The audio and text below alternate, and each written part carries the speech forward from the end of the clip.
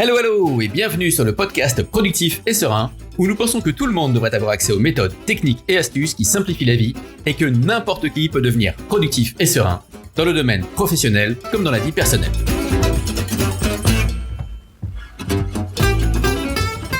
Bonjour et aujourd'hui nous sommes encore full house puisque nous avons Emma, Jean-Philippe et Geoffrey. Bonjour à tous et toutes. Bonjour à tous, bonjour à toutes. Bonjour à tous. Salut Romain, bonjour tout le monde. Alors aujourd'hui c'est moi qui vais vous parler, je vais vous entretenir de l'avion business, de l'analogie entre un business, une entreprise et puis un avion. Alors je ne l'ai pas inventé, c'est quelque chose que je dois à Donald Miller. Je vous rappelle, Donald Miller, c'est la personne qui est à l'origine de StoryBrand. On avait déjà fait un épisode sur StoryBrand, sur la communication, le marketing rendu facile. Et là, il se diversifie. Enfin, il change un petit peu puisqu'il commence à prendre une orientation un peu école de business. Son nouveau motto, c'est vous dépensez beaucoup trop d'argent dans les écoles à essayer d'apprendre à être entrepreneur. Moi, je vous apprends tout ça avec des cours en ligne, pour une fraction du coût, quoi. Quand on sait le prix que coûtent les universités, évidemment, aux États-Unis, c'est quelque chose qui est toujours intéressant pour les Américains. Donc, il fait l'analogie entre l'entreprise et l'avion, et moi, c'est une analogie qui m'a bien plu, et que j'ai commencé à mettre en place, d'ailleurs, en partie chez Inexcelsis, pas surtout encore, mais je trouve ça intéressant. Et donc, il faut vous représenter maintenant votre entreprise. Donc, on va prendre un avion de ligne, ok ? On prend un avion de ligne, et finalement, on va commencer par le cockpit. Okay. Et le cockpit, ça va être l'équivalent du tableau de bord. C'est-à-dire qu'il vous dit, en gros, pour avoir une entreprise qui fonctionne, il vous faut un tableau de bord, il vous faut un cockpit, c'est-à-dire il vous faut un endroit où vous allez décider de la stratégie, de où est-ce qu'on va, de combien on monte, de combien on descend, si je prends l'analogie de l'avion. Et ce tableau de bord a plein de vertus. D'abord, il vous renseigne effectivement sur l'état des instruments de vol. Où est-ce qu'on en est qu'on monte, est-ce qu'on descend, est-ce qu'on avance vite, est-ce qu'on ralentit, est-ce qu'on est trop chargé, etc. Est-ce qu'on est bien dans la bonne direction, tout ça. Et il a une vertu qui était pour moi assez inattendue, mais qui en fait est très vraie, en tout cas en ce qui me concerne, c'est que ça gamifie énormément la chose. C'est-à-dire que finalement, si vous faites des tableaux de bord, alors évidemment vous pouvez faire ça sur Excel, mais ça marche un petit peu, mais si vous arrivez à trouver des trucs un petit peu graphiques, etc., il y a un petit côté jeu un petit peu. On se dit, tiens, on va faire un peu de Flight Simulator, et tiens, j'ai ma jauge de nouveaux prospects qui a monté de un petit peu, est-ce que je pourrais pas, allez hop, je passe un coup de fil. Il y a un côté comme ça un peu gamifiant qui est toujours assez sympa. Donc dans son tableau de bord, il recommande d'avoir 4 indicateurs minimum qui rien de nouveau là-dedans, c'est des choses qu'on va retrouver un petit peu partout. Mais son premier indicateur, c'est ce qui va représenter la poussée de l'avion. D'accord ? C'est-à-dire à quelle vitesse on avance, et ça, c'est le chiffre d'affaires. D'accord ? Donc le chiffre d'affaires, c'est la poussée de l'avion. À quelle vitesse on avance ? C'est pas l'altitude. D'accord ? C'est la vitesse à laquelle on avance. La poussée, quoi. L'altitude, ça va être donné par le bénéfice. Et il faut que vous ayez comme indicateur le bénéfice. Moi, je suis assez d'accord avec ça, en fait. Je suis assez terrien, en fait, quand on a commencé l'entreprise. Le truc qui était intéressant pour nous, c'était la profitabilité. C'était combien on a de marge, parce que finalement, c'est avec ça qu'on va pouvoir faire quelque chose. Vous voyez, c'est parce que des fois, je vois passer sur LinkedIn, par exemple, des gens qui vont dire, ouais, on a fait tant de chiffre d'affaires, etc. Bon, super. Mais si pour faire ce chiffre d'affaires, t'as dépensé 2 fois le prix, ça sert à rien. Vraiment, ce qui m'intéresse, moi, en tant qu'entrepreneur, c'est la profitabilité. Le chiffre d'affaires, oui, mais la profitabilité, est-ce que c'est profitable ou pas, quoi ? Parce que vous l'aurez compris que je ne suis pas dans l'état d'esprit de start-up. Après, l'autre indicateur qui va être intéressant, c'est le bénéfice par employé. Donc ça, c'est plutôt un indicateur annuel. Et ce bénéfice par employé, donc je parle bien de bénéfice, je parle pas de chiffre d'affaires, le bénéfice par employé, ça vous donne l'efficacité de votre entreprise. C'est-à-dire que si on prend l'équivalent dans l'aviation, c'est le kilomètre parcouru par litre de fuel dépensé. Alors, combien il faut que je dépense de fuel pour faire combien de kilomètres ? C'est l'efficacité de mon avion, de mon entreprise, et donc le bénéfice par employé. C'est là-dessus qu'il prend ça. Et puis c'est la productivité de chaque employé, c'est bien ça ? L'indicateur, c'est le bénéfice par employé. C'est ça. Si tu prends ton bénéfice, tu le divises par ton nombre d'employés, tout simplement. D'accord. Ok. C'est-à-dire que voilà, c'est pas te dire, c'est un point important. Merci. Pardon. C'est pas dire tel employé rapporte tant, celui-là rapporte tant, celui-là rapporte tant, etc. C'est pas faire par employé une estimation du bénéfice ensuite, parce que ça c'est quelque chose qui est juste même pas possible forcément, et puis évidemment pas souhaitable non plus, de mon point de vue. Mais c'est plutôt se dire voilà, ma masse salariale en gros, j'ai 15 personnes dans la boîte, je fais tant de bénéfices, je divise, puis ça me donne mon efficacité d'entreprise. Il faut que j'essaye de diminuer évidemment ce ratio, vous l'avez compris. D'accord, ma productivité. Ouais. Et puis le quatrième indicateur qu'il va recommander, c'est le nombre de prospects, le nombre de leads. C'est-à-dire pourquoi ? Parce que ça va donner en fait le chiffre d'affaires potentiel pour le coup. Donc là, on est revenu sur du chiffre d'affaires potentiel. Et ça, dans son analogie de l'aviation, en fait, il s'agit du ravitaillement en vol. Vous êtes en train de voler et vous avez déjà vu ces images d'avions de chasse qui volent et puis il y a l'avion de ravitaillement qui se met devant et puis hop là, ils arrivent à redonner du fuel comme ça dans l'avion sans qu'il ait besoin de se poser. Là, l'idée, c'est la même chose. Les leads, vos prospects, c'est ça. C'est-à-dire que le chiffre d'affaires potentiel, vous les avez pas pour le moment, mais si vous jouez bien votre coup, ça va vous donner du fuel puisque ça va vous donner du cash, de l'argent. Voilà.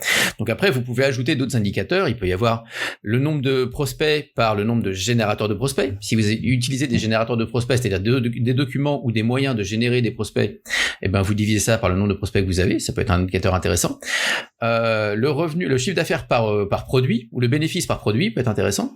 Le bénéfice par démographique aussi, ça peut être intéressant. Enfin là, après, vous pouvez ajouter ce que vous voulez, mais ces 4 principaux, ça va être ça. Donc, la poussée de l'avion, c'est-à-dire le chiffre d'affaires, le bénéfice, c'est-à-dire l'altitude, le bénéfice par employé pour l'efficacité, le kilomètre par litre de fuel, et puis le ravitaillement en vol par le nombre de prospects que vous avez. Ça va ? C'est clair pour le moment ? Oui. C'est clair. Ok, cool. Donc ça, c'est mon tableau de bord. Je vais installer ça. Alors après, on va passer à la carlingue. La carlingue, c'est le corps de l'avion, donc, et finalement, c'est tout ce qui représente les coûts fixes. D'accord ? En fait, pour plus précisément, parce que c'est une vision un peu américaine des coûts par rapport à ce qu'on fait en général en France, c'est tout ce qui relève du coût et qui n'est pas directement lié à la création du produit, au marketing ni aux ventes. Okay, donc c'est tout ce que ça me coûte, tout ce que je dois dépenser pour faire vivre l'entreprise, à partir du moment où c'est pas impliqué dans la création de produits, ni dans le marketing, ni dans les ventes. Ok, donc je prends mon coût total, j'enlève la création de produit, j'enlève le marketing, j'enlève les ventes, et ça me donne ma carlingue. Toutes les décisions de stratégie doivent se demander en quoi elles affectent la carlingue, parce que toutes les décisions qu'on va prendre à un moment vont affecter la carlingue, vont affecter en gros les coûts fixes. D'accord ? Si une carlingue est trop lourde, ça veut dire que je vais dépenser beaucoup de cash, et le cash, c'est le truc à protéger au maximum. Le cash, c'est le fuel. C'est ce qu'il faut protéger au maximum. Donc, à chaque fois finalement qu'on va aller chercher à prendre une décision, on va toujours se poser la question de l'impact que ça va avoir sur la carlingue. Autrement dit, à qui je vais demander du temps pour créer, lancer et vendre ce produit, parce que le temps, ça coûte.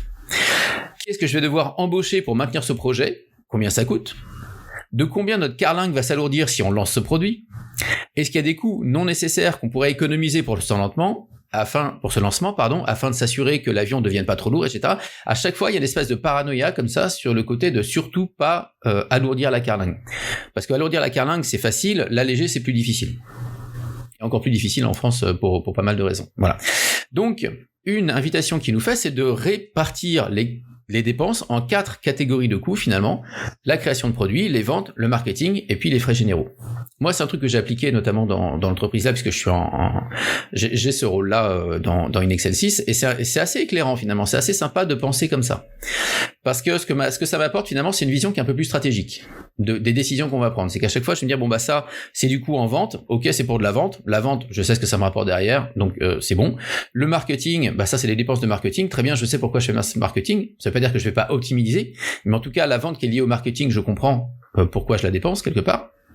La création de produits, ça peut être intéressant, mais encore une fois, la création de produits, je vais faire attention, parce que création de produits, ça veut dire aussi impact carlingue. Est-ce que je vais avoir besoin de gens pour maintenir ce produit derrière, ou est-ce que c'est un produit qui va se maintenir tout seul ?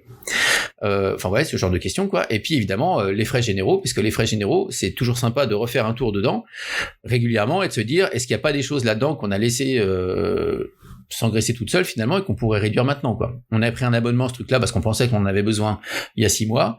L'abonnement il est mensuel, le machin on s'en sert pas, est-ce qu'on pourrait pas le dégager ?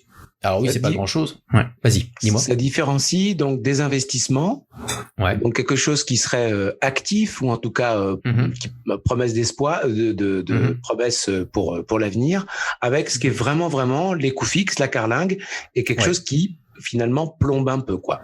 C'est ça. Disons, plombe, on peut le voir comme plomb, mais en tout cas, c'est la chose qu'il faut lever. C'est-à-dire que c'est ça que tu portes quand c'est ça qu'il faut porter. Pour que l'avion vole, faut porter la carlingue, quoi. Voilà. Tu peux pas faire sans, mais il faut la garder la plus légère pour faire avec. Voilà. Faut un fuselage tout nickel. Voilà. C'est ça. Parce que sinon, faut vraiment, disons qu'après, si t'espères d'avoir une carlingue énorme, tu vois, tu prends les gros derniers Boeing, etc., t'es obligé de brûler un fuel de fou, quoi. t'es obligé de brûler énormément de fuel pour faire voler le truc. C'est pas que c'est impossible, c'est que tu peux, mais il faut des ailes super solides, je vais venir après sur les ailes, et il faut brûler énormément de cash. Donc si t'as pas autant de cash que ça, bah tu vas alléger ta garde. Ok. Alors je passe maintenant aux ailes. Alors les ailes, il y a 2 ailes dans un avion en général. Quoique, je sais pas si vous avez vu passer il y a quelques années sur les réseaux sociaux cette vidéo d'un avion de voltige qui perd une aile, et le gars arrive quand même à atterrir avec une seule aile, c'est impressionnant quoi. Mais bon, le mec il fait de la haute voltige, hein, c'est pas non plus, c'est pas avec un Boeing quoi. Mais, voilà, donc en tout cas, normalement un avion a 2 ailes pour voler, c'est mieux. Une des ailes va être les produits, l'autre aile va être les services. En gros, c'est ce que vous vendez quoi. D'accord. Et ce que vous vendez, ça doit être à la fois léger et solide. Léger parce que plus c'est léger, bah moins il faut dépenser de cash pour le faire voler, évidemment, vous l'avez compris, et solide, parce que plus c'est solide, plus ça pourra porter aussi. Ça veut dire quoi? Ça veut dire que vos produits ou vos services doivent être à la fois profitables et à la fois en demande. D'accord? Il recommande Don Miller de jamais garder un produit qui est pas profitable. Bon, ça, pour moi, c'est juste du bon sens, mais apparemment, c'est des choses qu'il faut rappeler. Et de toujours faire attention, est-ce qu'il y a une demande pour mon produit ou est-ce que je suis en train d'essayer de forcer le marché? Et finalement, cette analogie un peu sur les ailes, pour vous dire, bah, ça doit être léger, solide, est-ce que c'est profitable, est-ce que c'est en demande, ça vous permet de se poser ces questions-là. Est-ce que je dois garder le produit? À l'époque, j'ai lancé un produit qui était intéressant, bon, il a marché, et maintenant il marche plus trop parce que le temps a passé, c'est plus du coup du jour ou je sais pas quoi, ou bah, est-ce qu'il faut que je le garde ou pas? Donc, est-ce que je dois garder ce produit? Est-ce que ça crée du profit? Est-ce que ça expire à un moment? Est-ce qu'il y a une date d'expiration sur ce produit? Est-ce qu'il faut que je le remplace derrière? Voilà, donc il faut que ça soit profitable au moins en volume. Et puis, est-ce que les gens en veulent? Ça, vous avez compris que c'est les 2 questions à se poser. Évidemment, on va privilégier, mais là encore, c'est pas nouveau, mais c'est une autre manière de voir. On va privilégier tout ce qui est revenu passif. Tout ce qui est abonnement, tout ce qui est service concierge, tout ce qui est VIP, parce que c'est des choses sur lesquelles en général il y a un grand profit et enfin une bonne marge quoi, et les choses qui vont se vivre d'elles-mêmes, parce qu'une fois que le produit de revenu passif est créé, bah le principe c'est qu'il n'y a plus besoin de faire grand chose dessus quoi, à part alimenter autour en marketing, mais pas sur le produit lui-même. Donc voilà.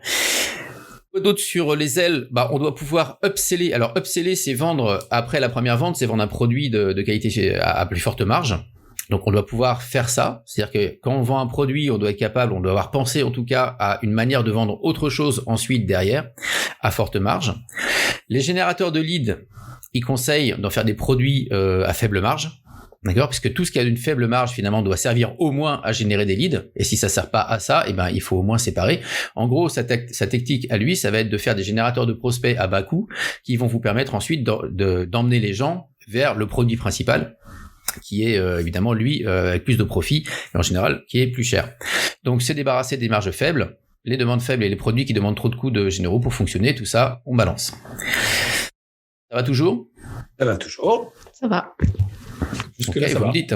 Bon, bah de toute façon ça va être un peu tout. Bon, bah c'est super. Tant mieux. Et alors après on va passer aux moteurs. Et les moteurs sur l'avion de ligne, je vais avoir 2 moteurs. Je vais avoir un moteur sous une aile qui va être le marketing et l'autre moteur sous l'autre aile qui va être les ventes. Et un des points de Don Miller avec lequel je suis assez en accord, même si je pense qu'il prêche beaucoup pour sa chapelle aussi, c'est qu'il dit si vous avez un seul moteur au départ, si vous démarrez, ne mettez pas l'accent sur les ventes, mettez l'accent sur le marketing.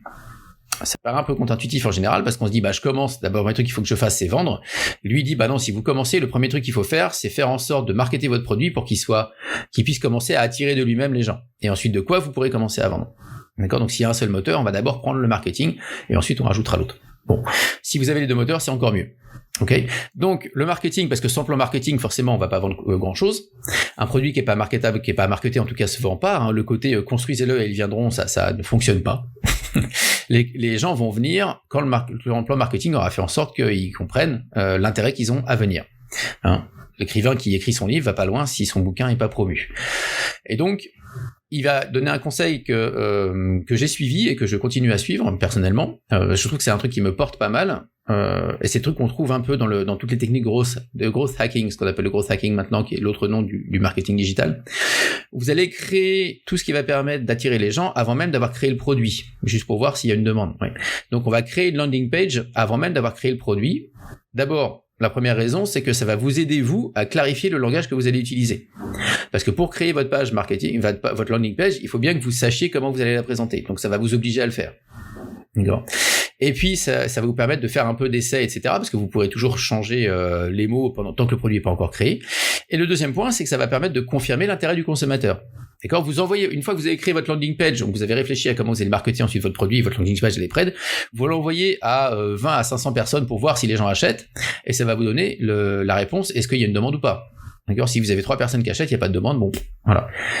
Si vous en avez 150, ça commence à être intéressant, on peut creuser, quoi. Si on avait 500, ok, vous avez un super truc. Donc ça marche pour les produits physiques, et ça marche aussi avec l'immatériel, évidemment. Oui, Emma. Oui, je me demandais si c'était le même principe que le crowdfunding.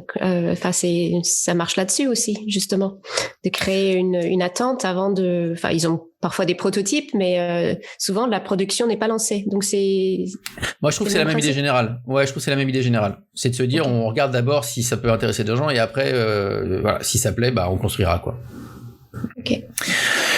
Ça se fait énormément pour les formations en ligne. Il y a beaucoup de gens beaucoup de formateurs en ligne qui font ça. Ils vont vous vendre la formation n'existe pas encore. Et s'ils voient qu'ils n'ont pas la demande qu'ils attendent, ils remboursent tout le monde. Ils disent non, finalement, désolé, on a un souci, le produit, machin, etc. S'ils voient qu'ils ont de la demande, après ils vont développer le produit derrière. Okay. Voilà. Merci. Donc tout ça, mais je t'en prie, c'est pour tester l'intérêt du consommateur avant de dépenser beaucoup d'argent, évidemment, dans la conception même de la chose. Ok. Donc ça va être votre moteur droit, créer des éléments marketing avant de lancer n'importe quel produit, pour vous en apprendre plus sur le produit, pour voir s'il y a une demande.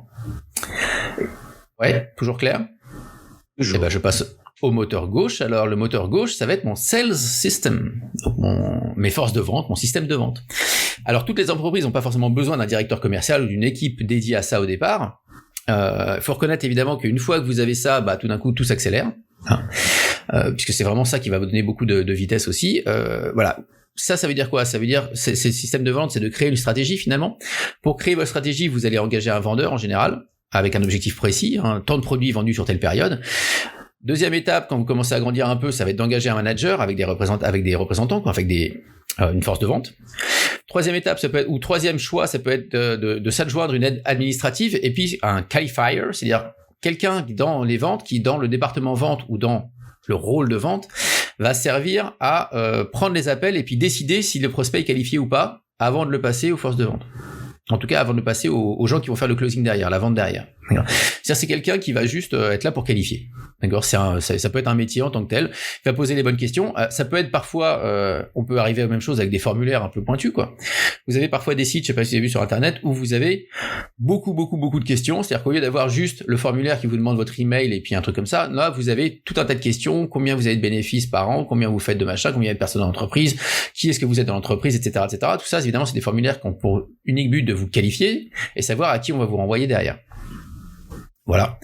Et puis donc, comme ça, vous allez créer ensuite votre pipeline. Donc, avec où est-ce que les prospects entrent, qu'est-ce qui se passe une fois qu'ils sont arrivés chez nous, qui les qualifie, une fois qu'ils sont qualifiés, qui les contacte, une fois qu'ils sont contactés, comment se processe le processus de conclusion de la vente. Voilà, le pipeline, quoi. Bon, ça, c'est de la vente, je vais pas le faire ici, etc. Mais en gros, votre pipeline, il est là pour qualifier le prospect, lui envoyer l'info, organiser l'appel dans l'agenda, réaliser le rendez-vous de brief, envoyer la proposition, entrer dans la séquence de signature, et puis voilà. Ça, c'est le pipeline idéal que tout le monde suit a priori. Donc, encore une fois, rien de neuf. Et donc, ça, c'est votre moteur gauche. Ça va toujours ? Oui. Toujours. Bon, on attend la suite, c'est impatiemment. La suite, ça va être bientôt fini. Ça va être bientôt fini. Donc maintenant qu'on a créé le chemin, que doivent suivre tous les prospects étape par étape, qu'on a de quoi surveiller finalement la progression à chaque fois, vient l'élément central finalement dans l'entreprise, c'est le cash. Money, l'oseille, le flouze, voilà. Parce que le cash, c'est le fuel de votre avion. Et sans fuel, tout s'écrase. Donc forcément, c'est quelque chose qui se surveille de près. Sa croyance à Don Miller, et je suis pas loin de la partager aussi, c'est qu'une entreprise ne meurt que parce qu'elle manque de cash. On prend tout un tas de décisions qui vont pas être les bonnes, mais à un moment, il y a plus de cash, et c'est à ce moment-là, en général, où ça s'arrête. C'est pas trop avant. Donc le cash, ça veut dire quoi ? Ça veut dire qu'on doit pouvoir y accéder rapidement, et qu'il en faut beaucoup. Il recommande, Donald Miller, d'avoir en banque à disposition 6 à 8 mois de cash en fonction de la carlingue. C'est-à-dire qu'en gros, si vous avez une carlingue, on va dire des frais généraux qui vous coûtent, je sais pas moi, on va prendre des chiffres ronds pour faire court, 100 000 euros par mois, il vous faut en banque, accessible là maintenant, sur un compte courant, on va dire 800 000 euros. D'accord ? C'est ça recours. Alors pourquoi ? C'est son expérience personnelle qui dit ça. Lui, l'idée, c'est de se dire, c'est un filet de sécurité qui vous donne le temps de corriger la situation. C'est-à-dire que si vous commencez à faire une grosse bourde, que vous lancez, parce personne n'est à l'abri de ça, vous prenez une mauvaise décision où il se passe un gros truc, une pandémie par exemple mondiale, un gros truc comme ça, etc. Et vous avez devant vous 6 à 8 mois de cash, et déjà vous êtes plus tranquille par rapport à la situation. Vous allez prendre moins de décisions débiles parce que vous êtes moins forcé à en prendre, vous allez moins paniquer, quoi.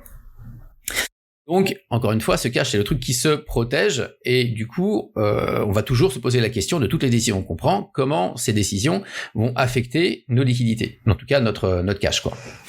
Voilà, c'est un peu comme les encore une fois les pilotes. Alors je sais pas, les pilotes de ligne, je crois pas les avoir vus faire ça, mais peut-être qu'ils le font, peut-être qu'il y a des gens qui le font pour eux. Moi, je sais que j'en ai fait un petit peu d'aviation comme ça de loisirs. Avant de monter dans l'avion, vous allez quand même vérifier qu'effectivement dans les ailes, vous allez ouvrir le réservoir et vous allez regarder avec vos petits yeux et éventuellement une petite jauge qu'il y a bien de l'essence. Parce que même si vous montez dans le cockpit et que le cockpit vous dit oui, le plein est fait, si l'instrument peut se gourer. Donc, on va effectivement regarder avec nos yeux que effectivement il y a bien le plein. D'accord, les trucs qu'on peut bien vérifier. Et même à une époque, on vérifiait bien les écrous, certains écrous, etc. Voilà. Donc là, l'idée c'est un peu la même. De combien de cash on a besoin ? Et donc la question, on va poser tout un tas de questions à chaque fois qu'on va lancer un produit. De combien de cash on a besoin pour créer le produit avant même de le lancer ? Quelle va être la marge sur le produit ? Quand est-ce qu'on va commencer à faire de l'argent avec le produit ? Comment le lancement du produit va affecter nos autres sources de revenus ? Est-ce que perdre de l'argent sur ce produit génère des ventes et des profits ailleurs ? Parce que ça c'est possible, on peut avoir des produits finalement dont on va servir pour faire un produit d'appel, donc celui-là il est pas tellement rentable, voire il peut perdre un peu, mais on sait qu'avec ce produit-là on ramène beaucoup derrière, donc là ça devient intéressant. D'accord, produits dérivés, choses comme ça. Comment on peut faire pour rendre le produit encore plus profitable ? Et quelle itération de ce produit on pourrait vendre pour faire encore plus d'argent ? C'est-à-dire que j'ai un produit qui fonctionne bien tel quel, est-ce que je peux itérer des choses pour en faire des versions plus qui peuvent être intéressantes derrière ? Donc voilà. Toutes les décisions vont être prises en fonction de la capacité à influer sur le montant du fuel, finalement. Donc toutes les décisions doivent passer par le filtre du fuel. Ok ? Voilà. Donc voilà l'analogie que j'ai fini. Oui, Geoffrey ? Alors, j'ai peut-être raté le truc, mais la question des stocks, par exemple, parce que tu parles beaucoup de business, formation, services en ligne, etc. Ça viendrait où ? Parce que c'est pas du cash, c'est pas accessible, c'est pas quelque chose. Alors, c'est à vendre, mais c'est pas vendu non plus. Donc c'est pas un moteur, c'est pas une aile. La question des stocks, c'est pas de la carlingue non plus parce que c'est pas des frais fixes. Moi je la mettrais quand même dans la carlingue parce que qui dit stock dit frais d'inventaire, quoi, ou frais de stockage. Ne serait-ce que ça, le lieu pour stocker, tu vas forcément tu vois ça, il y a un coût du stockage lui-même, mais je pense qu'il y a un coût alors ça dépend du produit que tu vas vendre. T'as des produits qui ont des coûts de, je sais pas comment on appelle ça là, pas de dégradation, mais tu vois le truc de péremption, enfin, qui ont des durées de vie très courtes, et donc forcément ceux-là il faut les dégager très vite. T'as des choses que tu peux entreposer des années sans que ça influe sur la qualité du produit. Donc moi je pense qu'à défaut, je mettrais par exemple ton exemple de l'auteur avec tu disais tout à l'heure un auteur qui écrit un bouquin, s'il est pas promu ça va nulle part. On peut imaginer une boîte d'édition qui imprime et qui a 500 000 ou qui a plusieurs millions de copies de livres. Moi je trouve ça intéressant parce que j'aime beaucoup l'analogie avec l'avion parce que finalement ces 500 000 bouquins tu les portes. Ouais. Tu les portes, ils ont un poids sur ta carlingue. C'est clair. Mais ça fait pas vraiment partie de ta structure. Ça, demain, tu peux décider de larguer tes 500 000 bouquins et de te débarrasser de ton stock. Et ce qu'ils font régulièrement d'ailleurs. Ouais. Oui, c'est le pilon, quoi. Voilà. Donc, c'est ça. C'est exactement ça. Donc voilà. Donc la question vient de dire pour quelqu'un qui a des stocks, comment est-ce qu'on intégrerait l'image des stocks dans cette métaphore de l'avion? Eh ben écoute, moi je les mettrais quand même dans la carlingue, mais je les mettrais, tu vois, à l'arrière, dans la soute. Et de temps à autre, je dégage ma soute. Yeah.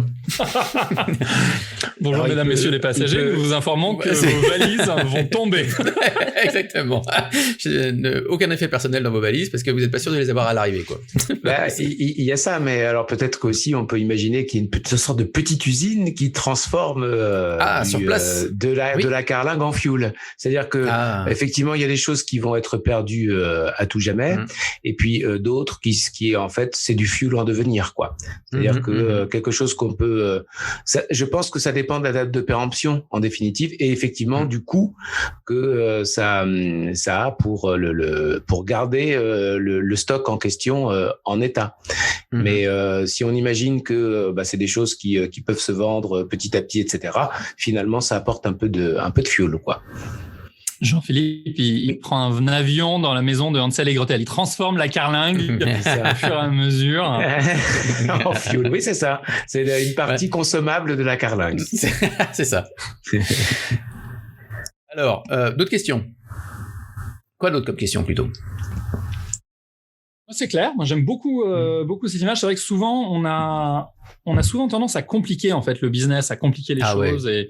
et c'est quelque chose que je vois avec des dirigeants que je coach ou autres. Il y a vraiment, on aime bien se faire des nœuds au cerveau. Il y a un côté, l'humain aime bien complexifier les choses, à tendre vers le point oméga.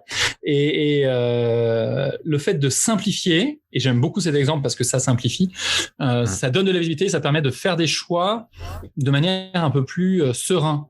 En disant, voilà, j'ai besoin d'y voir clair, je simplifie, je veux prendre ce choix-là avec cette image-là, quelque part. Donc ça me plaît beaucoup, ça me parle. Merci. Ouais. Mais je t'en prie. Est-ce qu'on peut trouver des illustrations quelque part sur... Non, alors j'en ai fait une moi-même, mais à l'intention de juste moi-même. D'accord. Moi aussi. Donc je la parlerai. Voilà, c'est ça. Mais non, mais après vous prenez. Vous allez nous les partager quand même. Vous allez mettre sur la page du podcast vos illustrations là. On va voir ça. En tout cas, on va. Voilà, vous prenez une image d'avion quoi, puis vous faites d'autres trucs quoi. Ouais. Moi, alors je rebondis là-dessus. Hein. C'est vraiment ce qui m'a plu aussi beaucoup. C'est le côté un peu simplifié, parce que je suis assez terrien en fait quand on en vient à l'entreprise. Je sais pas d'où ça me vient, mais enfin Anjou peut-être, je ne sais pas. Mais tu vois par exemple le simple fait, les 4 indicateurs de départ, moi je trouve ça ils sont super. Le bénéfice, enfin les profits, le bénéfice, ouais. L'altitude, est-ce que je monte ou est-ce que je descends, ou est-ce que je suis à bonne altitude ou pas. Je veux dire, c'est un truc qui est facile à voir. Si tes bénéfices descendent, ton avion est en train de descendre. Ok, jusqu'où tu veux descendre. Ou est-ce que, et inversement, qu'est-ce que tu vas faire pour pouvoir commencer à remonter, ou est-ce que l'altitude te convient, etc. Et je trouve ça sympa, et en plus je trouve que c'est une analogie sympa à partager dans l'entreprise. Parce que du coup, tu peux dire, ça c'est une dépense moteur droit, c'est une dépense moteur gauche, ou c'est une dépense de vente marketing, enfin tu vois, et ça c'est de la carlingue. Alors, c'est pas sympa pour on est tous de la carlingue quelque part, à partir du moment où on est payé par l'entreprise, tu vois. mais je trouve que, je trouve que c'est bien parlant, quoi. Est-ce que ça protège le fuel? Est-ce que ça protège le cash? C'est une manière de parler de la chose. Je sais pas si tu l'as dit, mais il me semble pas que tu aies parlé dans les indicateurs clés de la jauge du cash. Parce que ça, c'est peut-être le 5e indicateur clé que je rajouterais. Effectivement, ouais. Tout à fait, t'as raison. En disant, alors autant j'aime bien ton analogie d'aller déboucher l'aile et d'aller voir le fuel dans l'aile avec les petits yeux, ce qui reviendrait peut-être à se connecter à la banque et vraiment à voir que les sous sont vraiment sur la banque plutôt que se fier à son Excel ou à son ERP. Voilà, mais je rajouterais effectivement comme 5e jauge le niveau de fuel, le cash, quoi. Où est-ce qu'on en est? Ouais, et puis t'as raison, parce qu'en plus il le mentionne quelque part quand il dit il faut 6 à 8 mois de cash en banque à dispo, en fonction de c'est que forcément tu dois surveiller ça de temps en temps. Alors je suis pas rentré dans le détail, parce qu'après lui il fait il a l'espèce de système avec plusieurs comptes. Il a le compte du cash, et puis il a un compte pour les investissements éventuels de la société. Il va avoir un compte rémunéré, etc. Donc, mais ça c'est un truc qui est assez américain. Ils ont plein de comptes en général, et ils ventilent un peu tous les sous dans plein de comptes différents. Voilà, là je suis pas rentré dans le détail de ça. Oui, Jean-Philippe. Oui, moi j'ai bien aimé cette analogie. D'abord parce que donc on est tous les deux à une Excel 6 avec d'autres, et en fait moi je sens que c'est pas tout à fait mon background d'être entrepreneur, etc. Et en fait plus j'ai des analogies qui simplifient, plus j'ai l'impression qu'on a un langage commun. En fait, quand il y a des décisions à prendre, quelque chose d'assez facile à comprendre. Et pour moi, je trouve que c'est un instrument de casser les plafonds de verre, en fait. C'est-à-dire que la croyance limitante qui pourrait être la mienne, c'est de me dire l'entreprise touche surtout pas à ça. Enfin, tu vois, touche pas le bouton, touche pas à ça. Voilà. Et en définitive, non, pourquoi pas. Enfin, je veux dire, c'est des décisions à prendre, etc. Je suis pas compétent sur tout et tout, mais du coup, le fait d'avoir une analogie simple, un langage commun, et ben pour moi, ça me libère le plafond de verre. Ouais, complètement. Yes.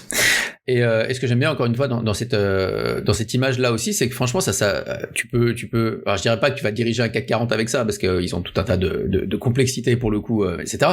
Mais n'empêche que ça s'adapte à beaucoup d'entreprises, beaucoup de tailles d'entreprises. Je veux dire, t'es freelance, tu peux utiliser ça de cette image là en disant Je pensais ça justement. Oui, pour les freelances, ils ont besoin de simplification parce que justement la plupart n'ont pas appris à gérer une entreprise. Donc. Oui. Ouais. Et puis je suis sûr que une boîte, une bonne TPE, même petit début de PME, tu peux les gérer un peu avec cette image-là, quoi. Alors, la boîte de Don, ils font 20 millions par an quand même, et ils utilisent ce genre d'image, donc c'est pas mal, quoi. Et il y a gérer, il y a penser aussi. Ouais, exact. La boîte, c'est-à-dire gérer, on se comprend, c'est-à-dire voilà, machin, clac, j'envoie les les déclarations URSSAF en temps et en heure, je regarde. Mais il y a aussi penser son activité, etc. Et c'est vrai que pour beaucoup d'indépendants, au fond, penser une entreprise et même la gérer, on est déjà en dehors de ce qu'on sait vraiment très bien faire, quoi. Ouais. Et ça me vient. Alors, je sais que Geoffrey, tu voulais poser une question. Je finis juste un truc avant. Je reviens là sur les 6-8 mois de cash en banque, parce que se pose le problème parce que parfois vous avez et ça, toutes les entreprises connaissent ça. On a vendu la chose, mais on n'a pas encore l'argent. D'accord, le retard de paiement, etc. Et donc ça veut dire quoi? Si je prends l'analogie, c'est que mon essence, elle devrait être sur mon compte en banque, ça devrait être dans mon avion, mais pour le moment, l'essence, elle est pas dans mon avion. Elle est dans l'avion de quelqu'un d'autre. Et voilà. Et ça, je sais pas, c'est pas paraît un peu ballot comme ça, mais moi, ça me motive un peu à me dire non mais attends, rends-moi mon essence, quoi. Quelque part, à un moment, faut que à un moment, faut ravitailler, quoi. À un moment, faut que je l'ai mon essence. Voilà. Geoffrey, tu veux le dire? Oui, non, j'allais juste partager sur ce que tu disais, plusieurs comptes en banque, ce que partage Donald Miller.